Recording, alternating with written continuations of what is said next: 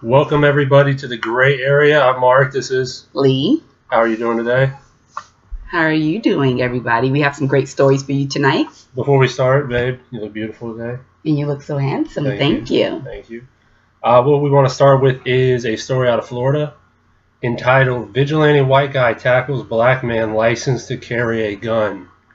Problem with this story is that this vigilante white man was in the parking lot and observed Clarence Daniels, a black man, 62 years old. And the white gentleman was Michael Foster, 43. So he sees him in the parking lot. He sees him get the gun out of his car, put it in his holster underneath his coat, and proceeds to walk into Walmart. So everybody knows when you walk into Walmart, you have the two sets of doors. The first doors bring you in, you get your cart, and then you hit the second doors, you're actually in the store. So what had happened was Michael Foster, I guess, tackled Clarence Daniels and put him in a chokehold, yelling, he's got a gun, he's got a gun, he's got a gun.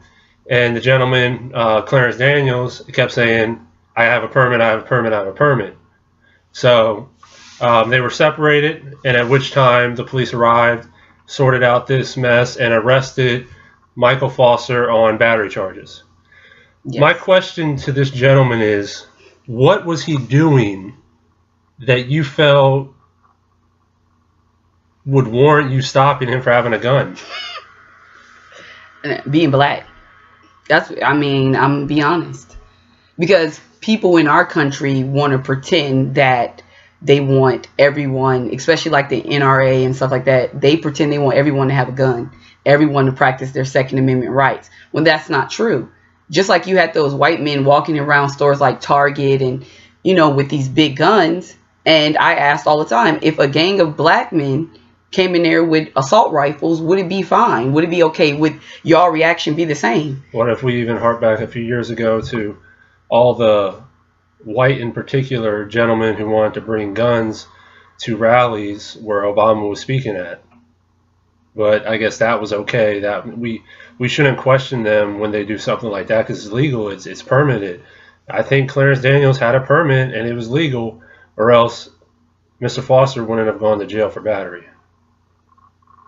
I just can't believe you're going to tackle someone because you see that they have a gun when we live in a country full of guns. Anytime. Not only do we live in a country full of guns, but if I'm looking at the most recent statistics, Florida is ranked number 1 in valid concealed weapons permits.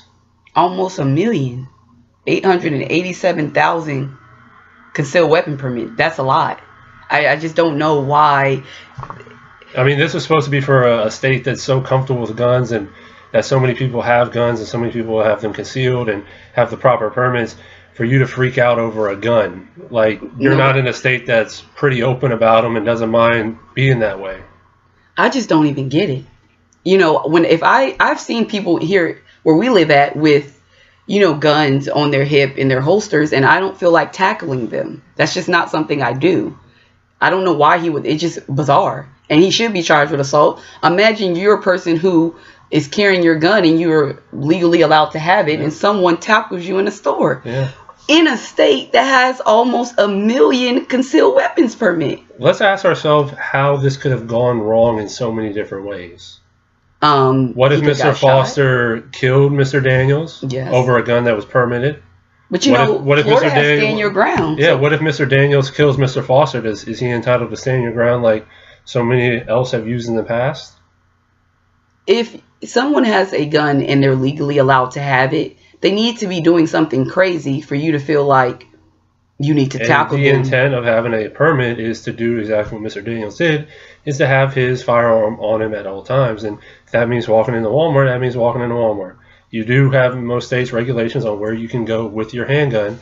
Sometimes they're a little more loose, sometimes they're a little more strict, but nonetheless, Walmart is generally not one of those places that is ever restricted. It's a grocery store. But they sell some type of guns, don't they? They do. So I don't even see how they can be restrictive. But bottom line, he was a black man looking suspicious in a parking lot, going into Walmart to do God only knows what with his gun on his hip, covered by his jacket. So I guess Mr. Foster acted righteously in defending the people of Walmart, but in all actuality, he looks like a jackass. He is a jackass. Not looks. You are a jackass. And the sheriff even said, look, if you suspect someone doing something wrong, please just call the police and let us handle it. Not that, good Lord, that would end any better, but you know what I'm saying? At least you're not taking the law into your own hands and being a vigilante. We know how the police have been acting in this country, you know, for a long time now. But in those situations, your best bet is to call the police. People always think this whole notion about a good guy with the gun is the only person that can stop a bad guy with the gun. But that's not always the case. You know, sometimes the bad guy with the gun kills the good guy with the gun before he can get his gun out. Mm-hmm. You know, I mean, I just don't know when we're going to get serious. And gun control and guns by itself is a topic just for a whole nother video. We can go very deep on that. But to wrap things up here from our story in Florida, listen, just because he's black and has a gun doesn't mean it's illegal. I mean, that's the way I take away from it. And I know some people be like, oh my God, you know, you're playing the race card. I mean, why are you talking about race yet again? I'm tired. No, I'm tired of people being delusional and pretending that black people can do the same thing white people can do, and the same result is going to happen. And I've seen too many white people, especially white men, carry guns in a store, and everybody's supposed to be calm, cool, and collected, and nothing's supposed to be wrong with it. So when a black man does it, everything should be the same. Listen, in some of the titles of the articles I've seen talking about this particular case, you can just see where the bias is at. It says unarmed white man tackles unarmed black man. Or, I'm sorry, armed black man. So, I mean, like, what are you trying to say about that story? I mean, from the title, you would think the unarmed white man who tackled the armed black man was saving people's lives. But when you get a little deeper into the article, you realize, no, Michael Foster was clearly wrong in tackling Clarence Daniels. Like, what the hell is wrong with you? I said it earlier, I'll say it again. He's just being a jackass who has preconceived notions about black people. Amen. And the reason he stopped them was because of these preconceived notions. So, I mean, that's all. We could wrap this story up. Yeah. We could just go on forever. So, you know, thanks for watching. Holla back. Bye.